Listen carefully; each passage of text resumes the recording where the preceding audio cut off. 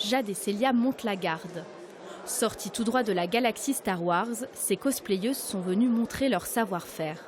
Leur passion, incarner leur personnage préféré en imitant leur costume. Disons, c'est un divertissement et une passion.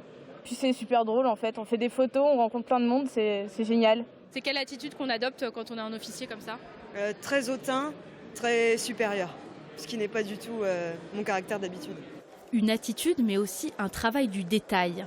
La plupart de leurs accessoires sont fabriqués à la main. Ça permet de montrer qu'on sait coudre, on sait utiliser de la mousse, du war black, on sait coiffer des perruques, on sait se maquiller, se transformer en un personnage. De Star Wars au dessin animé japonais, les 40 exposants font voyager dans l'univers du fantastique.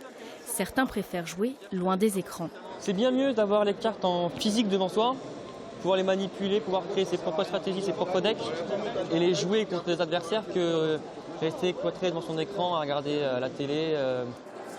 Armés de manettes, les visiteurs geeks se sont affrontés tout le week-end et pour certains planait même un parfum de nostalgie.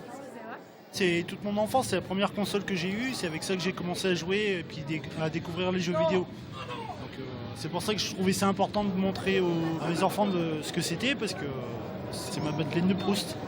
C'est bien aussi de tester des jeux comme ça, mais je serais content aussi de revenir à mes jeux, oui. Des vieilles consoles, mais aussi des casques de réalité virtuelle, de quoi ravir les geeks de tout âge, sans avoir jamais très loin leur héros sorti des écrans.